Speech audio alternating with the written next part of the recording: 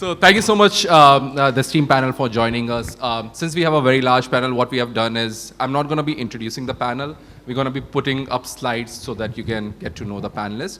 But to just give you guys a brief about our panel, so we have a mix of industry leaders of retail, starting with some of the notable brands. There are folks from supply chain management who are doing great work in integrating the online and offline experience. We have Kavitha from Accenture. We have Deepak from VServe. And of course, Mastercard, right? The data, the power of data, which is something which these guys realize a lot. So what we're going to do is we are going to be discussing 3 core topics of this discussion, right? So one is the journey of combining online and offline. I still remember the days 8 years back, 9 years back, there was a competition between the offline team and online team. Like if you go to the offline team and tell them, you know what, we can migrate some customers from online to offline, or maybe migrate offline customers to online, there would be a lot of tension between both the teams, to the point when COVID came and we were all forced to create like a singular experience and see online as a channel, which will be an enabler, right? So we're going to be talking a lot about how that journey has been. In that journey, what were the enablers which allowed that journey to happen in a seamless way?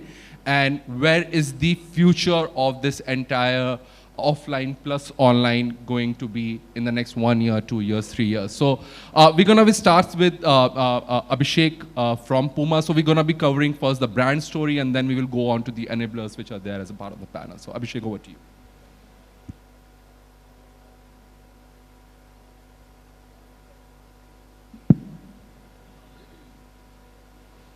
Yeah, you can take this. Check. Yes. All right, Mr. Khurana. The journey, I would say, that has been phenomenal. Nothing short of phenomena. Because if you look at 8-10 years back, you know, I was in the same company, the same industry. The competition was not between online and offline teams only. In fact, a lot of brands and retailers created offline and online teams later. Actually, competition from online, when it emerged as a new channel, brands and retailers would also see that as a competition to themselves, because we all were wired to manage offline channels, with trade, a very large part of the business being with trade and retail partners. And offline and online seemed to be the new competition. So brands themselves would see this, and there were so many naysayers during that time. And I think the speed at which things have evolved on the business side is dramatic. And the biggest reason for that is that consumers have evolved. And the consumers today, the way they consume product, the way they discover product, to the way they finally make a decision buying a product, the way they transact a product, and then the way they engage with the brand or the retailer is very, very different. So I would say that's very, very drastic, dramatic change. Today, the consumer, we always use this word omni-channel and offline, online. In my mind, the consumer doesn't see it like that. The consumer is already moving from social media to a chat platform like a WhatsApp, to an e-commerce platform, discovering products, then going and trying out products in stores, maybe buying in stores or returning online. So consumers are already in a very, very omni-channel. Businesses, in my mind, today are doing the best, are best set up for success, who are enabling this for the consumer and making this journey very, very seamless for the consumer. Super.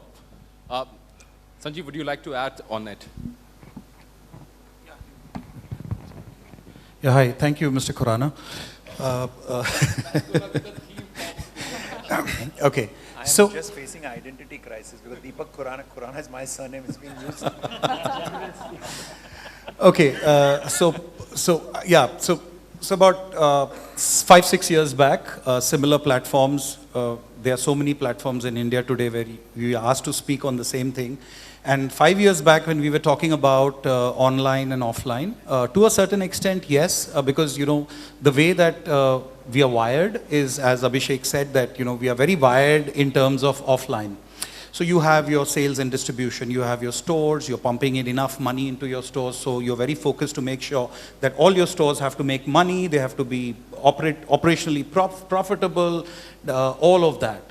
And then came the stage when, in fact, I must mention this, which I mentioned in the speakers lounge, that Abhishek and a couple of brands, Abhishek was leading Puma at that time also, and they were one of the few first movers into online, and we were all wondering, ye kar kya raha hai? What is he doing? I mean, why is he not focusing? But that's what exactly grew. So it's a, and I think over a period of time, what happened was, as you rightly said, that during COVID, people didn't have an option. So the adoption of online kind of skyrocketed. And when that skyrocketed, there was already a momentum of people moving online. And we are talking about the single view of the customer, where, is the same consumer who basically shops online and offline today for us. We are a Gen Z millennial brand where, we see most of our consumers actually doing the discovery on their mobile phones. And by the way, the consumption also is directly proportional to, how much time are you spending on your phone, because that's where you discover products in today's date. I can't be as active on my advertisement than pumping more money into digital. That's what we all are doing, because that's where the discovery is happening. So the journey for us has been that today we are roughly at about 20 to 23% of our turnover comes from our online business, which is, our brand.com, marketplaces, Omni, all of that. Omni, again, coming to Omni, about a couple of years back when we were talking about Omni, people were saying, it's okay, fine, it's just another technological thing, where you can buy from somewhere, return somewhere, do all of that. But today it has become a norm, it's become a habit. This is, without it, it's not possible to work, and that's given us a flip of about 25% in then coming to the next stage, which I'm again tabling, the metaverse. Now, there are a lot of people, and I personally believe that today in metaverse, there is, you have a metaverse store, your ROI is zero, you don't expect anything, but that also can be the future. So I think there has been a considerable amount of, change that has happened to the consumer, and specifically the Gen Next, which we see in today's date becoming the highest consumption, population. I think there's going to be a very stable balance between offline and online. But at some point in time, I'm sure if you look at retail as a category and consumption, a large part would move online. Yes, that's what is my take. The interesting story about online also is like, it has also become a medium for us to do research. And I remember us having that discussion, right, wherein before entering in the store, we've already sort of prepared our mind in terms of what we want to buy, what are the kind of products looking at. So Kavitha, I would love to understand from you, since you've come from a lot of experience in retail and now working at Accenture. So how has that journey for you has been, and what is the future which you see, and what are the enablers which you think are really, really necessary for us to excel in this journey? Sure. Thank you, Ayushmaan. I'm not using the last name, so maybe that helps. I think it's a very good question, and the way I see it is, of course, the online plus offline convergence has been very good on many fronts. One, it has been very good for the consumers, because I think all of us have discovered the convenience associated with online shopping. It has been very good for the retail industry as a whole, because in the last couple of years, a big part of the growth in the retail industry has come on the backdrop of online, right? So, 2 or 3 fundamental areas where it has really helped. But on the backdrop of it, I would also say that brands have been challenged. I think all of us would agree that this transition to omnichannel has necessarily not been easy. It has been a painful journey, and there has been a lot of learnings and unlearnings that has come along with it, right? Sanjeev mentioned briefly about digital marketing, but I think all of us agree that in the last few years, we've all had to relearn what marketing is all about, right? Gone are the days when it was just about looking at a TV ad or a print ad and you did a new ad campaign and that was the end of the story in terms of creating awareness for the brand. Today, it is a complex landscape where digital marketing is ruling the roost, and the spends on digital marketing is quite similar to what you see on TV, for example, which traditionally in India has been a medium that has been leading for the largest period of time. So a lot of learning and unlearning that has come on the marketing front. The second area I would highlight is the whole bit around customer experience. I think all of us in the room would agree that we've all experimented a lot in terms of creating different kinds of customer journeys. There have been lots of questions. The online to offline transition, I think all of us know that more than 80% of the journeys, the discovery process is really starting online, right? And the fundamental change that has happened is maybe 2 decades ago, this process started with search. Everybody was racing around to get their search engine marketing and optimization done. A few years ago, it moved to the aspect of social and live commerce, right? And now we are already talking about retail media networks and what it means in that space. There is a tremendous amount of shift that is coming along.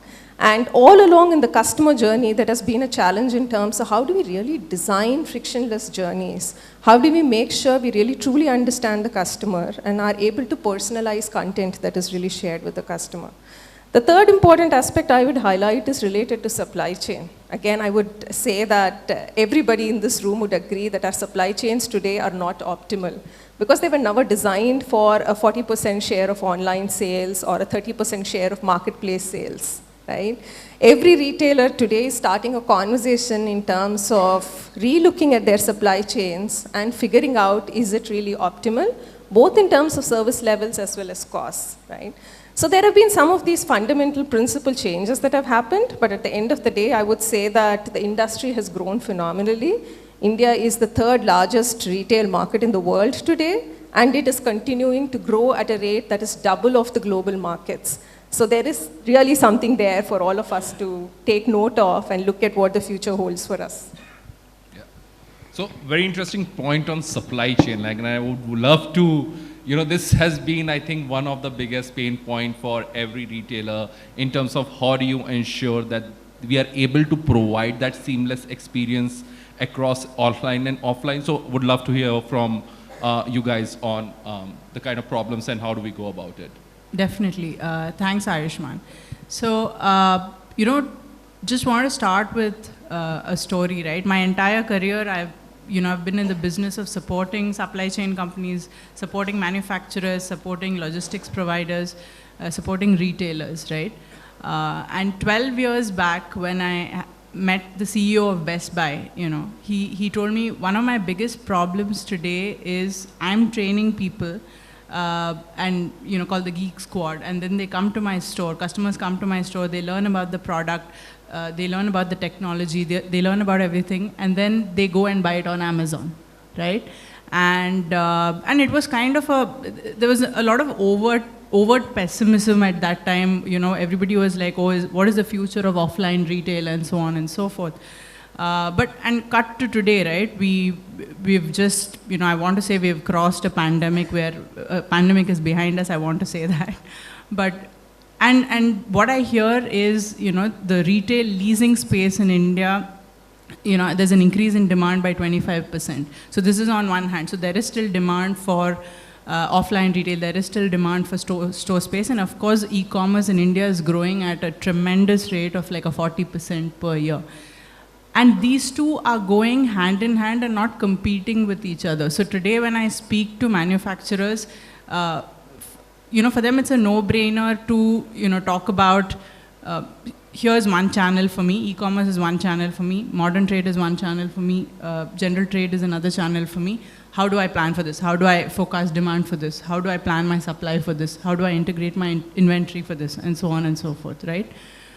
Similarly, we have supply chain solutions. We have transportation management solutions, our Luminate transportation solutions. In fact, during the March 2021 Suez Canal blockade, our inventory management solutions were able to, predict, the control tower was able to predict when customers were going to get that inventory, right? And, cut to retail.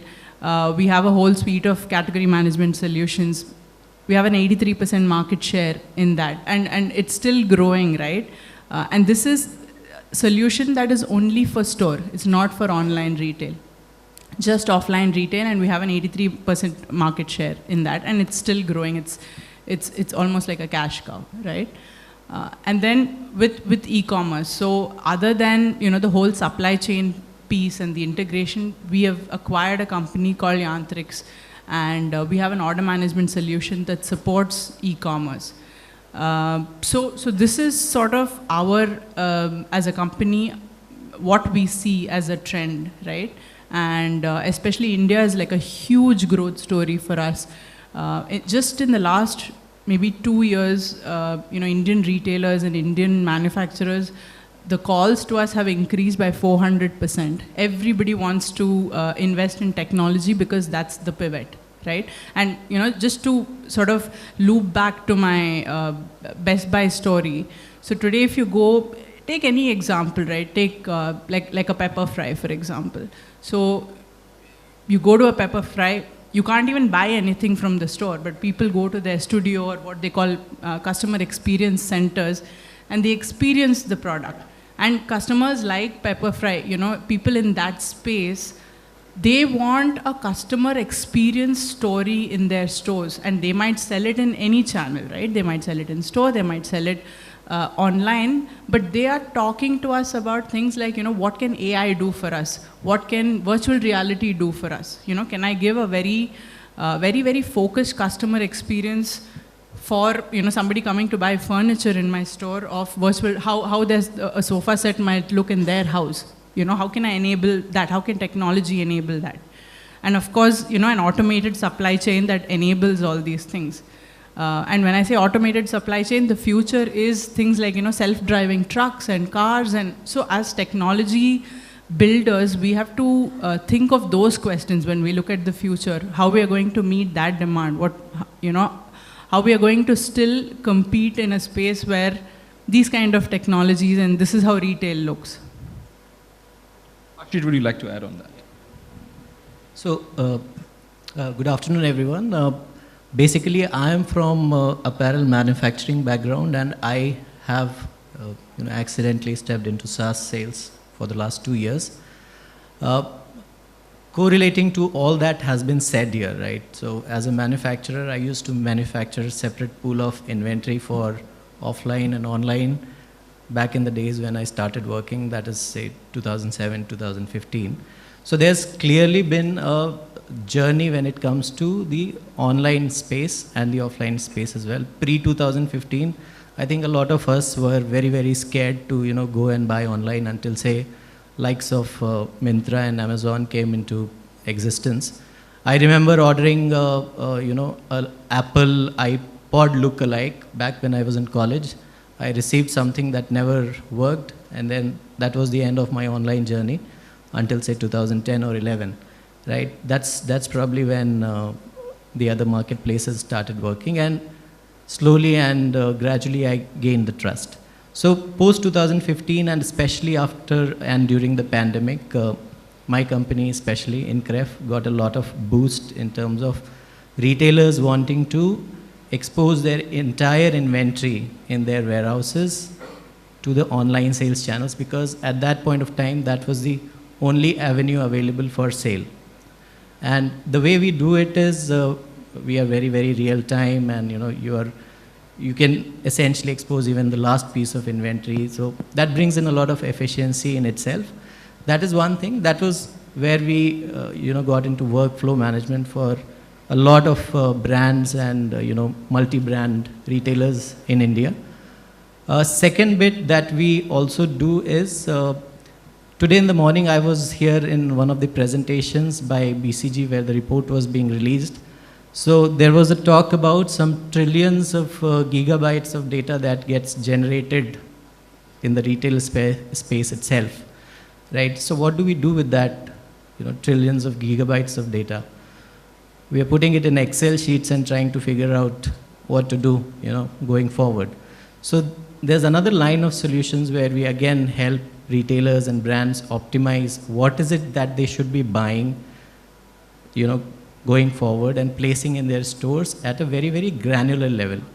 One of the studies that Ayushmaan, our co-founder, he has moved to UK. He met a lot of brands there, and he has realized that everybody is still working on Excel, right? When you have so much power of computing available to optimize your entire supply chain, buying, planning, everything that you can do, right?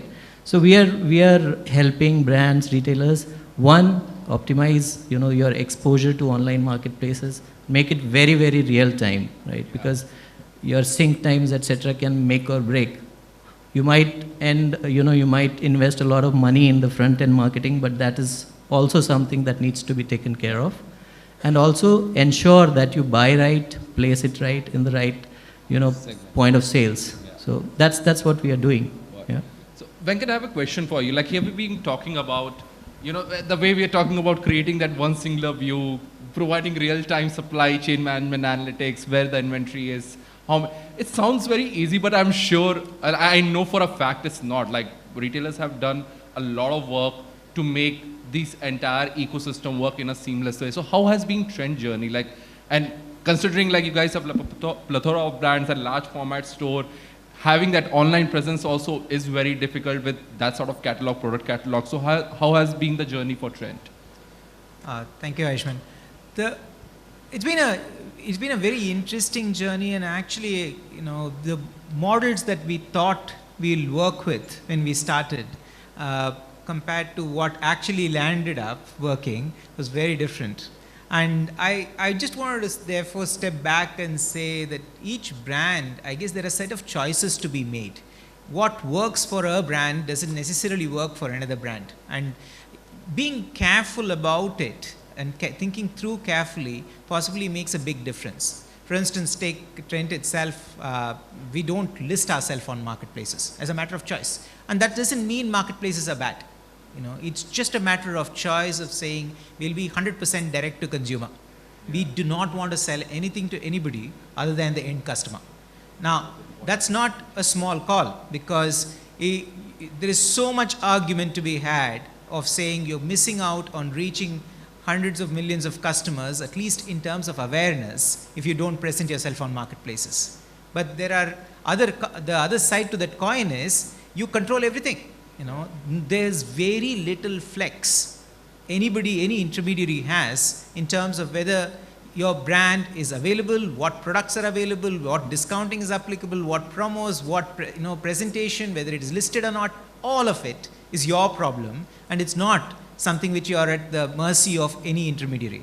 Or for that matter, we started with saying, okay, we should try click and collect. And there have been models which have worked very well in the Western world, where click and collect has been a big deal. It doesn't work, at least for us, it doesn't work in India at all. In fact, when we started it, we said people will come, we will create counters, we'll turn around and provide service, we anyway have physical presence and all of that lovely stuff.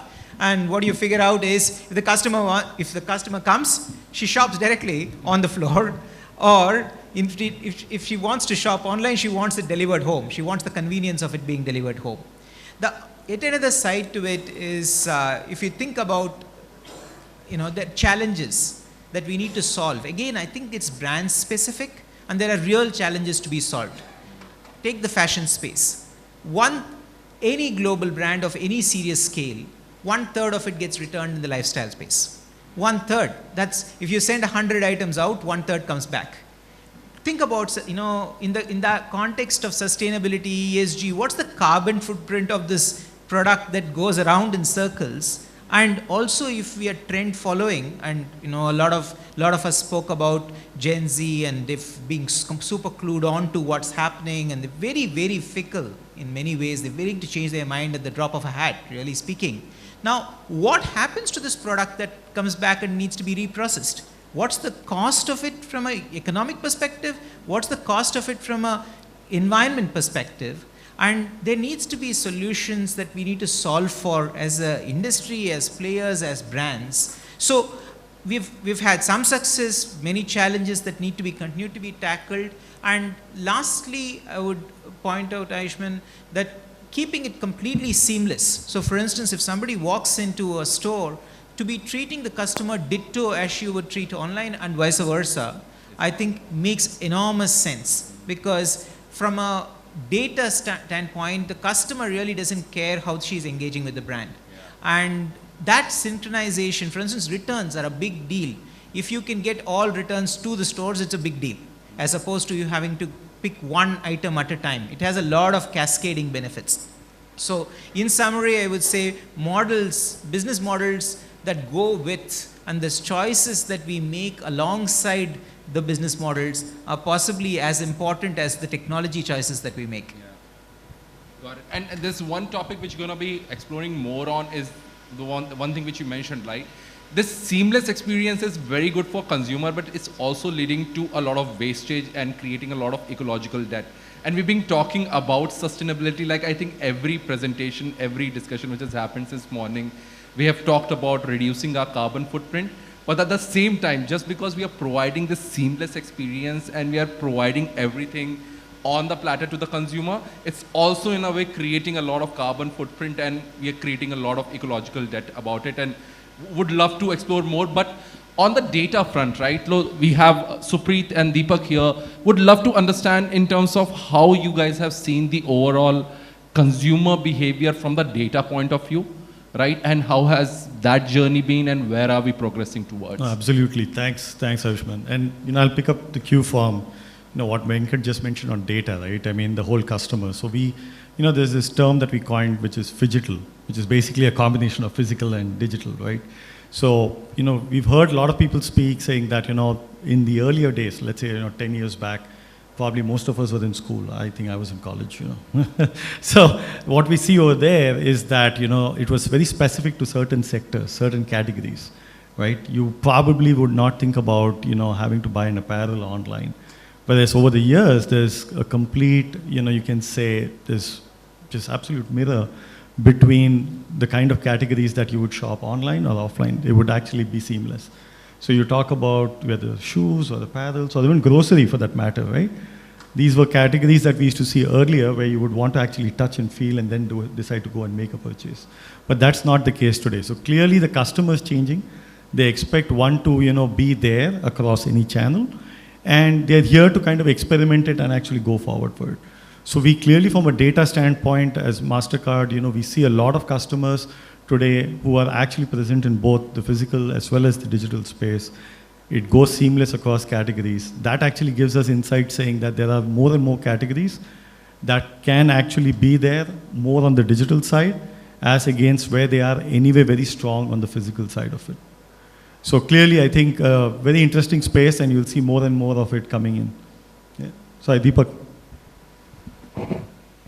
Okay. If I tell myself that I'm a retailer and I have an online, offline, connect with customers, and people come either to my offline store or they come to my online store. So as a retailer, I'm by and large neutral because I'm primarily interested in driving more sales. Okay, that's really how I look at it. Now, as a retailer, today when we fast track and we try to put ourselves in our present ecosystem, it's less about me thinking about that it's an online, offline business, but it's more about me thinking that the customer journey is non-linear. Okay, so I have to think more and more about the customer and less about the business. It has to be a very outside-in perspective. So I have to constantly understand that, okay, what are consumers really doing? Okay, are people coming to my online store? If these people are coming to my online store, what kind of product categories are they indulging in? What kind of order values are they doing out here? What is the data telling me that, okay, these kind of customers are purchasing goods at a particular price points and they're showing adoption towards certain product categories. Now, the same customer or maybe a different customer, when they come to my offline store, okay, what kind of products are they purchasing there? The data will give you some insights and understanding, and you have to just go out there and really commit yourself that, look, I will look at the data. We've seen organizations where the data is sitting in their systems, but they just don't look at it. So one discipline or one measure, we say that really care about the insights which are there in your CRM systems.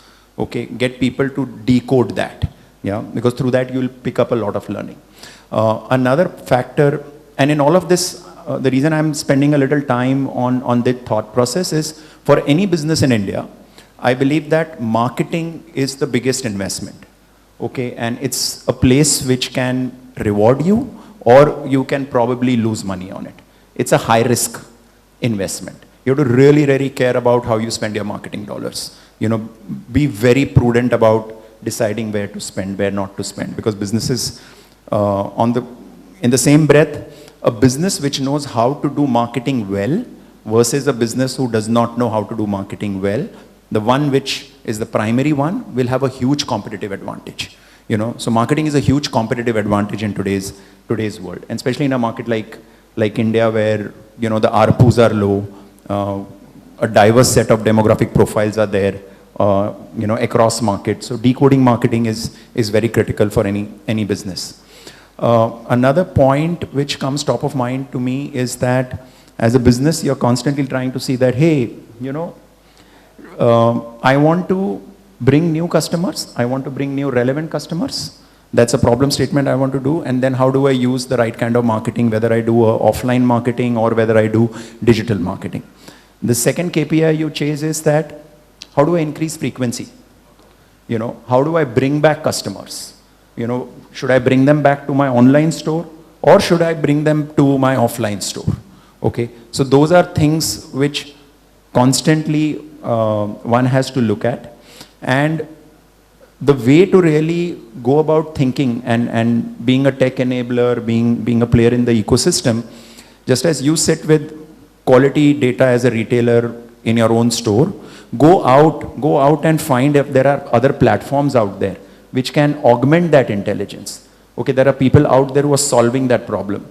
Like putting in a plug out here at VServe, what we do is basically bring in alternate customer intelligence, so that your job or your enterprise which is seeking more insights on your customers becomes easy, so that you have quality information available with you, which in turn you can decide whether you want to drive better retention, whether you want to acquire customers who can give you higher order value. Okay, that kind of combinations which really help you grow your business on the back of that efficiency piece. And like consumer insights for any business, online, offline, and especially with the online world. I also want to tell you that it is very interesting that today you and I as consumers are leaving breadcrumbs of our transacting behavior and so many other interest points at lots of different places. Okay, so there is a lot of intelligence out there which can be borrowed and be leveraged from a marketing perspective. Yeah. So from my perspective, marketing efficiency is of highest importance for any business which is online, offline. One point which I wanted to pick, and like this is something, Kavitha, which you mentioned, right, during our discussion, which was around marketplaces. Like, and more and more discussion which is happening, and we're talking about spending those marketing dollars and getting those insights, right? And interestingly, Trent mentioned that, they don't have that marketplace component. Like, so what's the significance of it? Like, what exactly are we able to achieve by being on the marketplace and not being on the marketplace? Yeah, I think that's a very good question, and we were discussing it when we were preparing for this panel. So it's a very controversial topic. Everybody would think that being on the marketplace absolutely gives you growth and revenue that you're very much seeking. But the one question that brands need to be cognizant of and be very deliberate in terms of making the decision around whether you want to be on a marketplace or not is, how do you see your brand itself? What is the positioning of your brand? And how do you see your brand grow over time? And how do you want to engage with consumers? I can take an example from the previous organization I worked for, which is IKEA. It is an iconic brand when it comes to home furnishing. And one of the key decisions there was that we will not be present on a marketplace. The reason was the experience that was going to be available be it around planning, be it around how you presented the product range, how you shared inspiration with consumers was something that would be very difficult to replicate on a marketplace, right? And the idea was, we are new to the country and it makes sense to build the brand one step at a time, ground up, and engage with the consumers directly on the website or the mobile app or in the store, because the whole positioning of the brand was built on inspiration, right? And it meant that you are trying to drive traffic to your own website, you're trying to drive traffic to your own mobile app, you're constantly improving the performance of your website and app in order to move conversion upwards, right? But it could be a completely different picture for another brand where, we know every single brand that has been present in a marketplace, there is a significant percentage of growth and sales that has come on the backdrop of the visitation and awareness and the number of consumers who are actually present on the marketplace, right? But it has also come with its own challenges. Again, I would say that everybody here in the room would agree that the reconciliation of the sales, the returns process has been significantly challenging. And we hear this from all the retailers. In my new role at Accenture, I hear this all the time from all the retailers, that is one of the biggest pain points of being on a marketplace, right? So there are pros and cons of both, and it's finally a decision based on where you stand as a brand and what you represent towards your consumers. But it is a very important decision that needs to be very well thought through before we jump in.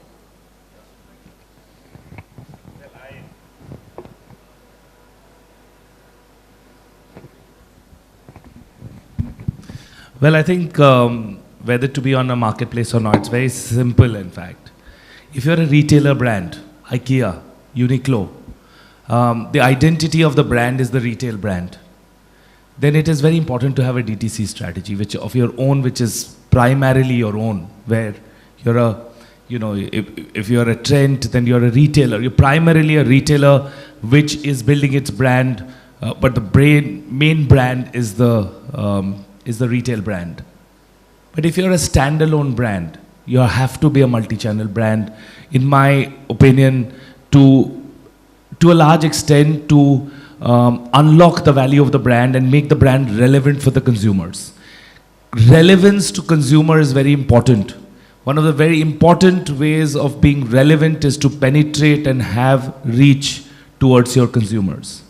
In India, marketplaces are one of the ways to create relevance and penetration. Of course, there are challenges to work with the marketplace. How do you control the pricing, promotion, reconciliations?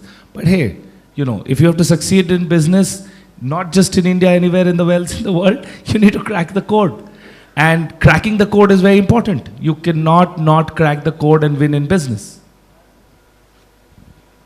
And also to add to that, I think Shoppers Stop is an example of a brand that has done that really well. I mean, they're a big retailer, they have an identity of their own. But they also have a flagship store on the Amazon market space. And shopperstop.com is also a big driver of this thing. And they are one of the first retailers. They made sure they observed very keenly, they were keenly aware of the fact that there was this whole price war between their offline and online channels. And they made sure to standardize price across. So if it's discounted everywhere. So they're one of those who are in both and who've done both well, even though they're a big retailer. Yeah, and Venkat, that's what, I think she put it very beautifully, right? At the same time, I understand, what Trent gets is also the brand name which can be present like an Amazon or on a Myntra having a special store. But doesn't that also take away that we are not in a way providing the true omni experience for a consumer, wherein it literally means wherever I want to find the product. For example, I'm very comfortable in Myntra and I should be able to buy that product on Myntra because I built a trust on that portal. So is it that goes against that philosophy of omni? I think it's not working. Or it is. Thank you. I think Abhishek put it quite well. You have choices to make, and those choices are dependent on what are you trying to build and how are you hoping to connect with the customer. Let me give an even more stark example, Ayushmaan, and it's very counterintuitive. We have a business which is the Zudio business. which has been growing at at quite a clip. We now have more than 320 stores across the country, and pretty much all of the growth has happened in the last 3 years. Now, we used to be online. At some point we said it's so complicated for that kind of price point and that kind of complexity, we pulled it off. Okay. So I think it's difficult counterintuitive choices that pay off. Now if you're a brand, which is not a retailer brand, I quite like that phrase, and you want to have reach, you have possibly no choice but to be distributed. On the other hand, if you are a retailer who also is a brand, I think you have a lot more power in your hands and the ability to reach yourself. For instance, Kavitha talked about IKEA. It's their own product. They don't sell, for all practical purposes, any other product. Zara doesn't sell any other product. It's part of our business as well, as it's a joint venture. And we would never go on a marketplace because it's our product and we can be entirely direct to consumer and we can have the direct retail reach. So why go ahead and take the complexities? On the other hand, if your only way to reach is through distribution, then you might as well be on a marketplace and have the visibility. So I think it's a bunch of choices which work for the brand. I guess one of our panelists said, it's all about the customer, 100%. I would just add, it's all about the customer in the context of the brand, because there is a pool of customers that you can address and the pool of customers you should choose not to address. Yeah, it's very important to know in the business. Sanjeev, you wanted to add something? I think it's about the brand purpose and the brand's choice, as we all said the same thing here. I think, for a single brand, it becomes extremely important to get to the reach. I can give you, again, stark examples of brands in India which do not discount at all. They don't believe in discounting. But that's a stand that they have taken, that, we will not discount. And so there goes 30% of our business, big deal. Let it go, no problem. But we build the brand that way. Yeah. And some of those brands have done IPOs and have become amazingly, great brands, not only in India, but abroad. But that's what is the brand stand. For us, it's very important because we are, again, coming back to our choices, we are a Gen Z millennial brand. We kind of do researches on Gen Z and millennial, how much time they spend on the phones, how much do they actually go through the product, and how many of them land up in the store, what age bracket come down there to pick up, how much of them are picking up online, how much of them are picking up offline. Our subject today is online plus offline. We believe that both are going to survive. Just like Venkat said, that there are choices to be made. I mean, if you have an umbrella like IKEA or Tata's in the fashion business, in the hypermarket business, all of that, I think that's the brand game. But for mono brands like us, it's very important that we reach where our consumers are and give the best level of services that is possible. So I think it's both the sides. It works both the ways. I mean, we were having this discussion in the morning. I mean, just before this, that would I buy a sofa online? I said no. Why will I buy a sofa online? I'll go to the store, I'll look at it, I'll see the fabric, I'll see the leather, and all of that. But then she completely gave a different version of it. Yeah. She said, you'll be surprised to know that people are buying sofas online. I did. You did? Yeah. So, you see, perspectives change over a period of time. I mean, as a person, I mean, this is my 29th year in retail, and, every 5 years I'm rewiring myself to kind of gear up for what's going to be the next change. Yeah. If you'd have asked me the same panel 15 years back, I would have said, what are they talking about? That is true. Like every year I say I'm not going to make this purchase online, and next year I end up making the same purchase. Like I never thought furniture as a category will like really pick up, but I stopped going to the furniture store. Like I just go to Urban Ladder or Pepperfry and just place an order. I'll give you one more example, and I'm sure Venkat, you sell what I'm talking about. So if you go to buy formal jackets or formal suits, you cannot buy them online. Very few people buy that unless you're so sure about the fashion brand that, hey, this is the size which is going to fit me, so I'm going to go online and order. It's not there. I've got my colleagues here from my last company sitting right there, and let them say how many people go. So you can't. There are certain products which you have to come to offline. You have to try it, test it, and that's what I call the romance of shopping. which is not going to go away, at least not for a couple of decades in India. We never know. Jewelry was a segment we never thought will be so prominent online, and look at today. Yeah. I just want to add, and what Venkat said and what Sanjeev said, right? I got your name right. Sorry. So basically, yes, today consumers you will find doing everything. Okay, as a business, similarly, you will find suddenly being overwhelmed that should I do everything? But as people spoke on the panel that, the sharply you understand about your consumer and the product mix, and according to that, and you understand your competitive landscape and how you want to position yourself in that landscape, and pick up your area of strength and go all out. Don't do anything in between. Just don't do anything in between. Just pick up that area and excel it so well that you'll start seeing the fruits of it. And which could be completely contrarian or counterintuitive, to your peer group. Okay, so be it. So that's really how we see this opportunity in the market, today. And I would say this is that I'm going to give another example out here. Why has there been such a massive rise of D2C brands? Okay, suddenly the number of brands as a consumer, which we were witnessing before the digital era, was X in every category. That has gone to probably like 100X, 200X.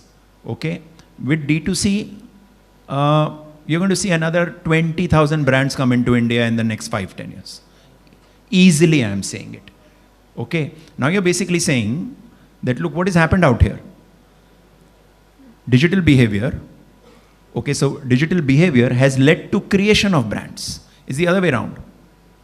Okay, so brands are getting created on the back of, the fact that, okay, there are consumers out there.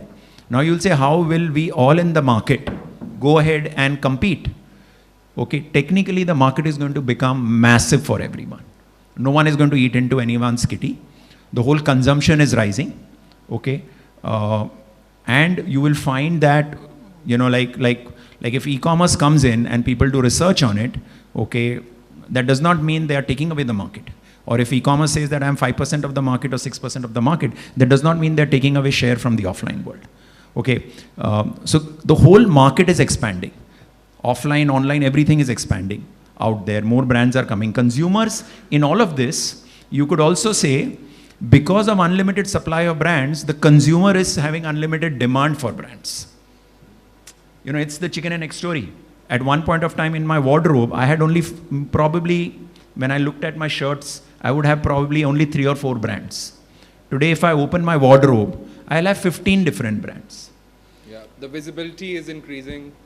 So as a consumer, I am consuming 15 plus brands and I have appetite to even experiment more. Yeah. So consumer is having that kind of an appetite. Yeah. You have to figure out that how I place my product and deeply focus on the consumer. We'll go to Supreet and then we'll open up the floor for questions. I'll just make it quick. So I wanted to make it a point on, Sanjeev, you made on the metaverse, right? Absolutely. So one of the first things that anyone would think of is what's the return? What's the point about being there? The point is actually, it's a segment of customers that, are looking forward to seeing you there. So that's very important that we recognize it. So, we've been working with 2 pretty big brands that were actually contemplating. They are there. They're selling much more for on a particular price point of a particular product on the metaverse than they were actually selling it at a store. So clearly a different set of clientele. They expect us to be there. And I think it's definitely worth a thing to kind of see if you have to be there as well. So not an area for us to probably miss. Yeah, so my point was that you cannot ignore it. Exactly. You have to be there because maybe 4 years down the line, we are sitting in the same forum and then the subject line says metaverse. Yeah. Right? So that'll happen. Ultimately, it'll happen. My limited point was that today, when we forward think our strategies, we think, why should we put good money after something which is going to happen after a long time?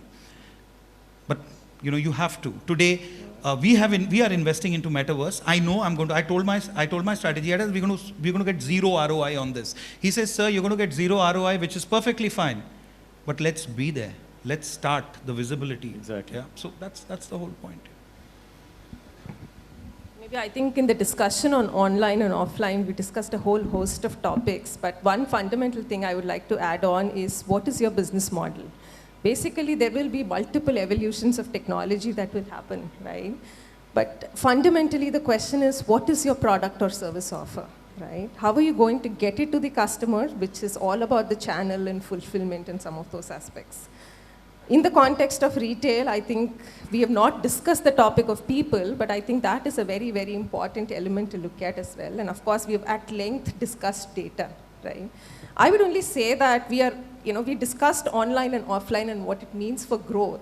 But the reality is we are actually living in a post-omnichannel world, right? That places may be past now, and we are entering a next horizon of growth where the expectation is that retailers have actually adapted to what online and offline and the convergence of both of it brought about, right? So that is where there is maybe a need to do a little bit of a reset in terms of how we think about the retailing business model for the future. That's what I would leave my thoughts with. Yeah. So I also have a point to make since we work with multiple brands, especially in the D2C space. There's another trend happening. I think everybody must be aware of it. A lot of the D2C exclusive, right? People who are selling online only are also getting into physical store space. The story is big always time. Yeah. So coming back to the points that were being made here, that people want to still, feel the product and buy it only once after they've felt it, even though it's exclusively available online. Yeah. It's getting more experiential as we, go along, evolve in this journey. That's one thing that's also happening. And I love the fact that Kavitha said we are already in that post-omni world, right? So it's all about how do we rewire and understand the business model and how do we adopt those strategies, because whether we like it or not, we have moved past that stage wherein there was this question about whether online and offline, and I think it took a lot of years for all of us to understand that it's not which one, it is both together and how do we complement each and everything together. So we're going to stop the panel discussion right now. We're going to be opening the floor for questions. So any questions, I'll just come down. It's fine. Hello everyone. This is Shilpi from Fiber to Fashion. And my question is that offline definitely is a challenge for the customers to go to the store and then buy.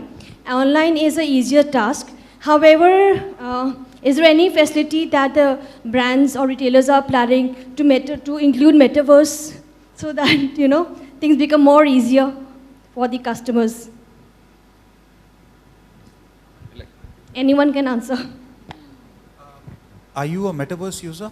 No, but I cover brands which are into metaverse. Because we just spoke about metaverse, and that's exactly what we said. We know that online and offline today is done and dusted. It's already there. We are moving forward and trying to grow those, those subjects that we call offline and online. Now it's all unified and we are moving forward. Metaverse is definitely something which will come over in the next couple of years. In India, it takes a little time for people to adapt and adopt to the hardware and the software and all of that. It'll take time, but then it will be there, of course. Yeah, there are many brands from India which are already having their meta stores. Yeah. Okay, thank you. And probably as Mastercard, we can help you, so I can see you at the booth. Yeah, I would say the problem at the ground level is also very different. Even if you go to most of the stores today, one of the biggest reasons why you would not make a purchase is your size is not available. Especially in footwear category, I think 6, 7, 8 sizes are almost out of stock. But very rarely you'll find wherein the staff will come to you and be like, hey, you know what, this is our online website. I'll place an order here itself and tomorrow morning you'll receive it from some other store. That level of integration itself is taking time for a lot of brands. So of course, Meta is something which will probably become big, and there is a lot of experimentation around the world which is going, especially in the luxury category. But for the mass adoption, I feel first Meta has to be adopted by mass before it gets adopted by retailer. I think still the biggest fight which, and correct me if I'm wrong, it's still about how do we tightly integrate that online and offline so that for users it's a singular experience. Yeah. Can I just, so what is a metaverse ultimately for a brand and a product? It is about digitally capturing a part of the brand or the product which you own in the metaverse. So for being relevant for a brand, one needs to have an iconic moment, a product or a piece that consumers want to own in the metaverse.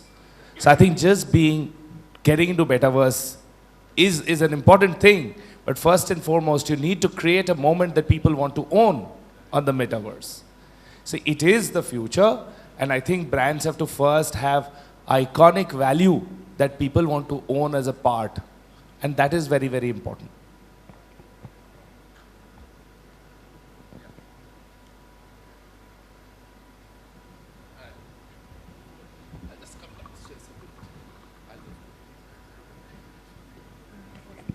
Hello.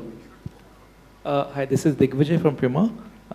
The question is, when we are talking about omnichannel presence and omnichannel retail growth, we see a lot of offline companies or standalone or private labels going online and in the marketplace. However, we don't see major players like Amazon or Flipkart setting up their offline stores. So why do you think that is happening? And do you think there is any change that is going to happen likely in the future? I can start in, Kavitha, if you want, you can go for, yeah.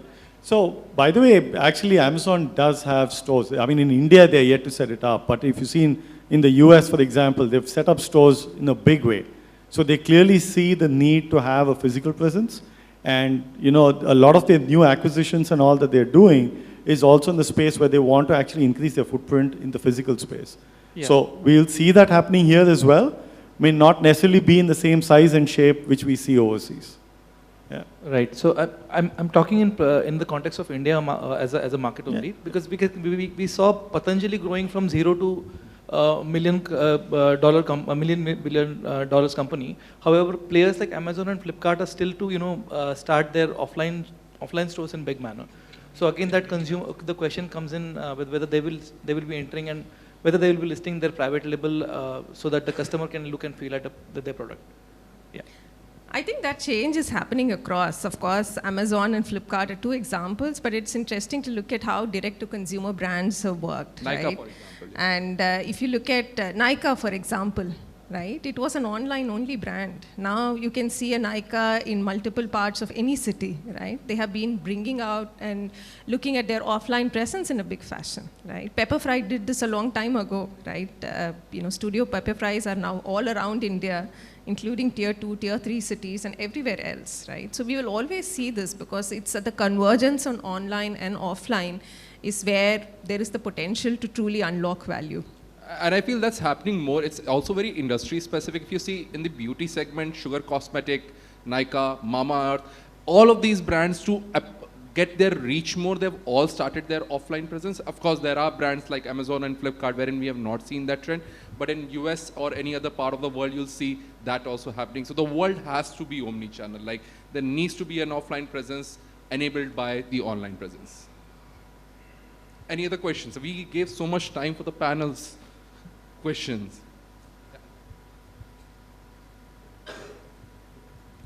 I think I have a comment on this discussion just now on the offline presence of the brand.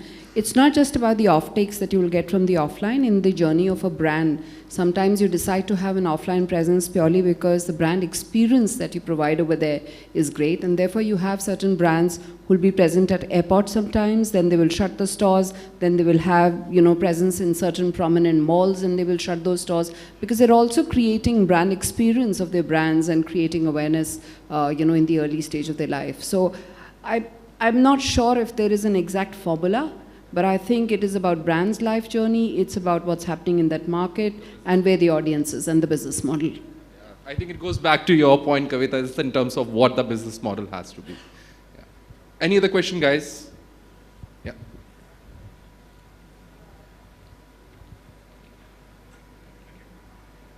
Cheers, thank you. Rob here. Kavitha, maybe for you, if you could answer this one. You touched briefly on retail media networks and retailers launching those. I'm a big believer in the offline-online experience being quite unified. Are you seeing many retailers looking to develop those retail media networks to grow that revenue opportunity to maybe offset some of that cost of the online channel? Absolutely, yes. This is a new trend that we are seeing. Retail media networks are gaining a lot of traction. And when I said that, I meant there was a time when it was search, there was a time when it was social, and now it is the era of retail media networks. So companies, retailers specifically are starting to look at it. Of course, the big change or transition is happening much more in the marketplaces, right, with the whole ad sales and the ad networks and so on. But I think it is a trend that we need to watch out for, and it could be the next big thing in terms of how you look at media and marketing together. So I definitely feel it's a big trend to watch out for. Okay, I just want to add to that because at VServe, we've done a partnership with Future Retail. Okay, so we basically did a partnership with Future Pay, and what we've done basically is that last 6 years of consumer data, offline store data has been organized across like some 300 signals. So we know that, okay, these are consumers who have purchased center-filled biscuits, or these are consumers who've gone and purchased honey. Yeah, so we bring all of that together in a manner on our tool. And then there are FMCG brands, okay, who come to our platform and they basically leverage this intelligence to make the digital marketing efficient. So fundamentally, an offline business is already participating in the Indian market with us on building a retail media business. The last question. Yeah.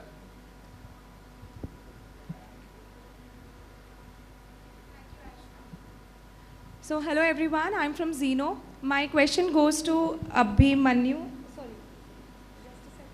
Abhishek. So Abhishek, I just wanted to understand that these days omni-channel retailers are facing a lot of challenges, right? So with respect to Puma, what is the biggest challenge you guys face, and what do you do to overcome those challenges? Well, like I said before, there is challenge in business. See, first and foremost, you have a product and a brand that you want to outreach to the consumer in the most convenient way in which the consumer expects, right? And the biggest challenge is to just enable this convenience in the most profitable way, right?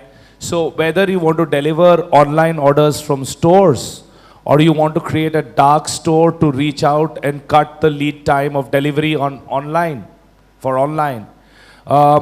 or how do you integrate inventory across channels? How do you have a single view of the audience, whether if he enters your store in Linking Road or in a Connaught Place or comes to your own shopping app, and having that single view of that audience and being relevant to the audience with information that the audience, that customer wants, right? So these are the challenges.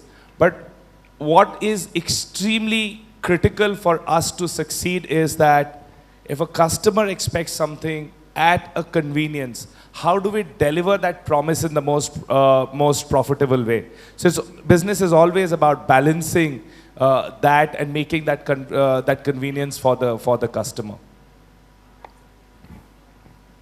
So thank you so much, everyone. Thank you so much, panel, for being here, for sharing all the knowledge, and thank you so much for listening, guys.